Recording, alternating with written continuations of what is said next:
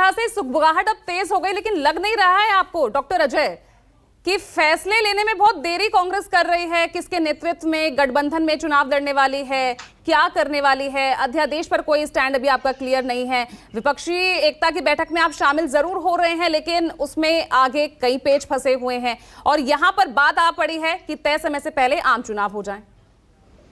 देखिए, नीतीश कुमार जी ने एक संभावना व्यक्त की है और नीतीश जी एक अनुभवी नेता है। उन्होंने ये सब भी कहा है कि कोई जरूरी नहीं, हो भी सकता है और नहीं भी हो सकता है। हाइपोथेटिकल एजम्पशन है उनका और संभावनाएं होती रहती हैं। जिस तरह चुनाव आयोग अपनी तैयारियों को लेकर के आगे बढ़ा है, तो ये संभावना एक दिखती है। सरकार की भी घबराहट को देखकर हम ये संभावना जता सकते हैं। आरपी सिंह साहब एक विद्वान प्रवक्ता हैं और सुलझे हुए व्यक्ति हैं।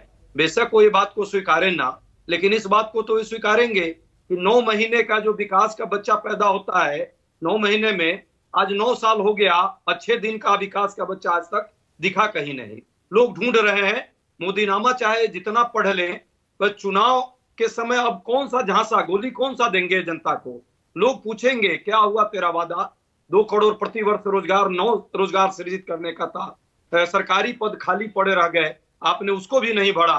महंगाई पर वार की बात थी, अब की बार स्मार्ट सिटी का सपना दिखाया था।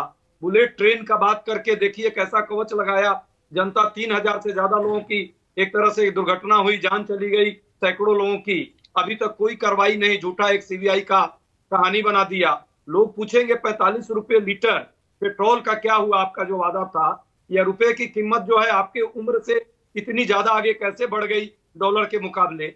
लोग ये भी पूछेंगे कि कैसे अच्छे दिन आ गए आपके। किसान, पहलवान, नौजवान, पुलिसिया, सब पर पुलिसिया प्रहार क्यों हो रहा है? महिलाओं पर इतना अत्याचार क्यों हो रहा है? मुद्दे अपनी जगह है डॉक्टर अजय, लेकिन यहाँ बात हो रही है जो ये अजम्पशंस आप कह रहे हैं, जो ये संभावनाएं जताई गई है नीतीश कुमार की तरफ से, कुछ तो आधार को, कुछ तो बेस होगा, तभी उन्होंने ये बयान दिया ना। कांग्रेस कितनी तैयार है इस वक्त?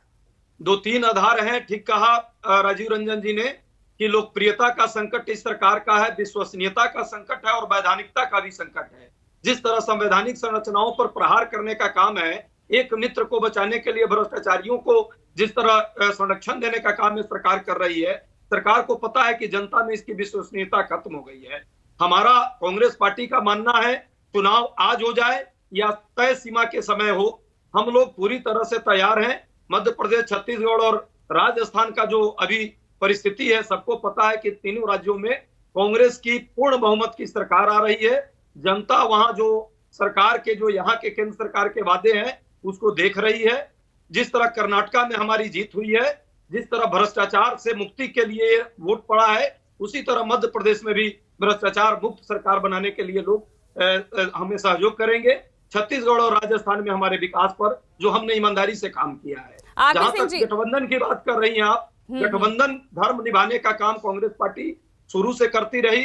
भाजपा यदि वो धर्म निभाती तो टीडीपी से पीडीपी तक इनको छोड़कर नहीं जाते। अकाली दल से जेडीयू के साथी यहीं बैठे हैं, ये लोग इनको छोड़ते नहीं और अधिकतर इनमें से साथी जो है हमारे साथ आए हैं। इसका मतलब हमारी विश्वसनीयता जनता में भी बढ़ी है और सहयोगी दलों में भी बढ़ी है। कांग्रेस पार्टी पूरी तरह तैयार है। चुनाव आज हो जाए या 6 महीने बाद हो जाए, भाजपा को देश में अब सियासत और सत्ता नहीं मिलेगी और मोदीनामा चाहे ये जितना पढ़ ले, जनता के एक प्रश्न का जवाब देने की स्थिति में नहीं है, क्योंकि इन्होंने झूठे वादे किए हैं और झूठे तर्क देकर के लोगों के भावनाओं को भड़काने का काम किया। जनता के मुद्दों पर एक काम करने से लगातार बचते रहे हैं। अभी भी इनका काम वही है। कब्रिस्तान और शमशान की बात करेंगे, बजरंग बली और अली की बात करेंगे और अंतिम में देखिएगा मंदिर के मुद्दे को लाने का काम करेंगे। जबकि इतना बड़ा यदि संसद बन सकता है 1 साल में, तो रामलला को क्यों नहीं उनके मंदिर बनाई जा सकती थी, जो 3 साल लगाए, क्योंकि इनको वोट लला प्यारा है, रामलला प्यारा नहीं।